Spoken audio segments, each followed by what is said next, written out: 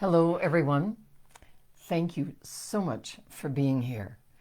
I'm Kim Conrad with Kim's Table Talks, Vitamins for Your Soul, here on Wednesdays at 10 a.m. Mountain Daylight Time.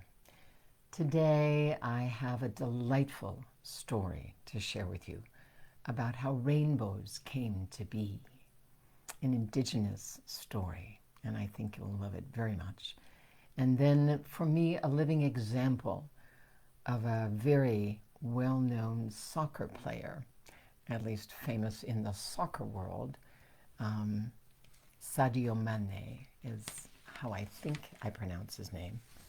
For me, being a living example of showering rainbows and paying it forward in his country with his success. So, how rainbows came to be, from Anita Sanchez. She'd written a wonderful book that I'd love you to take a look at and read if you like, called The Four Sacred Gifts, Indigenous Wisdom for Modern Times, Dr. Anita Sanchez, Nahua Azteca. So, how rainbows came to be. Before time, there was a deep darkness.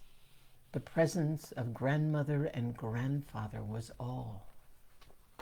Grandmother and grandfather decided to create the universe, stars, light, moons, and they said, "This is good." Next came the earth, rivers, oceans, mountains, forests, trees, plants. Grandmother and grandfather said, "Yes, this is good." Then came all of the plants and animals, large and small. Everything kept expanding out of the deep, rich darkness. The presence of grandmother and grandfather was everywhere. Then grandmother and grandfather heard a strange sound, a sound that they had not heard before. The sound was coming from a large, expansive field of flowers of every color. The sound was of cries of sorrow, sadness, agony. Grandmother and grandfather asked the flowers, "Why do you cry? Why do you have such sadness and agony in the midst of such abundance and beauty?" The flowers responded, "Yes, grandmother and grandfather, we know there is abundance and beauty in everything that has come to be, yet we are sad." Grandmother and grandfather asked, "Please tell us more. What can cause such agony for each of you?" The response came with deep sobs and deep despair. The trees see their young sprout. The animals see their young be born. The huge rivers and oceans see their tributaries. It is wondrous. It is beautiful. And grandmother and grandfather, we flowers, we do not get to see our young. We do not get to experience the joy of life from us that will carry on. For us to have young, we must first die. This is why we cry in the midst of such abundance and beauty.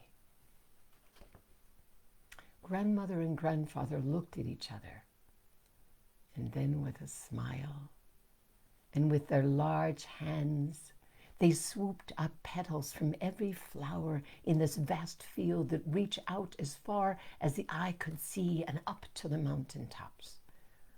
Once they had every petal in their hands, they threw the petals far up into the sky, and the grandparents smiled. "Oh, it is so incredibly beautiful. Oh, look, every color is there." The cries of sorrow melted away and were replaced by tears of joy, laughter, and smiles. Thank you. We can see our young. All the colors of the flowers were brilliantly displayed in the huge arc that flew suspended across the sky, the first rainbow. And it was so alive. There is abundance and beauty in everything, and it is a gift to be able to see our young, to understand our connection to all life, present and future. And that is an Indigenous story of how rainbows came to be. Then Anita shared a personal story. When my son Nico was in kindergarten, I helped take a tour of the local newspaper. The 25 5-year-olds and 5 parents had a long, unexpected wait for the tour guide. So my grandmother came to my heart, and I asked the children if they'd like to hear the story of how the rainbow came to be. They quickly got quiet and sat in a circle in the drab room. Then I shared the story that you just read above. Only at the end, I looked over at one of the parents and realized that he had just won a Nobel Prize in physics. So I looked back at the children and said, "You will also want to learn in school what science tells you about how the rainbow came to be. However, the one things your heart and mind can know is that scientists and Native American elders, like my grandmother, agree that this planet of ours is filled with beauty." After the tour started, the parent who won the Nobel Prize smiled at me and said, "I like your story more about how the rainbow came to be. It is magical, this world of ours." And so I ask you, what magic can you see today? Can you see in the world around you? Can you acknowledge and notice and be grateful for in your life? Even for the magic of you coming to be. What are the things of magic? What are the rainbows? What are the colors in your life and in the world around us that we can find to be grateful for, including letting others know, and even our plants and the animals and the planet itself, how grateful we are for its beauty and abundance. And then I was drawn to share this short little bit about Sadio Mane, a Senegalese, there we go, soccer star, who earns approximately $10.2 million annually. He shared quite an awakening when some fans noticed that he was carrying a cracked iPhone 11. They asked him why he was doing that. And I'm going to give a little note. I'm going to read his words verbatim, and then I'll invite an additional way of understanding. What Sadio Mane said was, "Why would I want 10 Ferraris, 20 diamond watches, and 2 jet planes? I starved. I worked in the fields, played barefoot, and I didn't go to school. Now I can help. I prefer to build schools and give poor people food and clothing. I have built schools and a stadium, provide clothes, shoes, and food for people in extreme poverty. In addition, I give 70 euros per month to all people from a very poor Senegalese region in order to contribute to their family economy. I do not need to display luxury cars, luxury homes, trips, and even planes. I prefer that my people receive some of what life has given me." really paying it forward. And I consider a smile, an acknowledgement, all kinds of ways to pay it forward. To take a moment even for another breath. And I would also invite that we've grown up with calling people that don't have a lot of money poor. And I would invite us to rewrite that. And I'm going to share an example. I was excited when I went into my email to save an email address. I wanted to make sure to receive and have it not go to spam.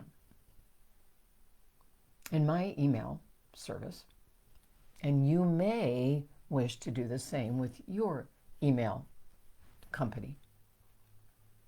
They used to call, and I've told a number of companies did this. It was standard practice to call a list of emails that you wanted to receive a whitelist, and emails that you didn't want to receive as a blacklist. And I went, no, this is creating false stories. So I emailed them about that and asked, what else can you create? I have no idea if they received it. I have no idea if there were many other people that sent the same thing. When I went in earlier this week to save an email address, they now have it named an allow list and a block list. That is accurate. That is changed. That's huge in my estimation. And I invite us to rewrite poor. Just because somebody does not have a lot of money at that moment in time, they simply like an allow list and a block list. They don't have a lot of money. Does that really mean they're poor? They may be very rich in time. They may be very rich in love. They may be very rich in connections and in helping and supporting each other. Many people that have lots of money are lacking or don't have nearly as much of other things. So what if nobody is poor? What if it's a concept whose time has come to let go of? What if we speak more accurately? Could that also be a paying it forward? To rewrite our future and value so that we can really see and be present to the value of the people in the world in front of us. Not put labels on ourselves, each other, and the world. What else might we be able to create? I thank you so much for being here. I'm here every Wednesday at 10 a.m. Mountain Daylight Time. And also, please go to, I'll put it in the link, in the chat, not in the chat, excuse me, in the comments, my YouTube channel. If you would please go, if you like it, subscribe. I'll put a video or two there. One of my videos now has 4,000 views. And I would love it if you would like it, share it, subscribe. And then I learned about clicking the bell and then click all notifications. That would be phenomenal to help us make a greater difference together. Thank you so much. And if indeed you have any places that you are stuck, any places that you want to create and live more into your dreams, or any history, family history that you want to clear, you can. And I can help you do that. Please message me. Thank you again. And how many rainbows can you see and create in your life, in your world this week? Take care. Bye-bye.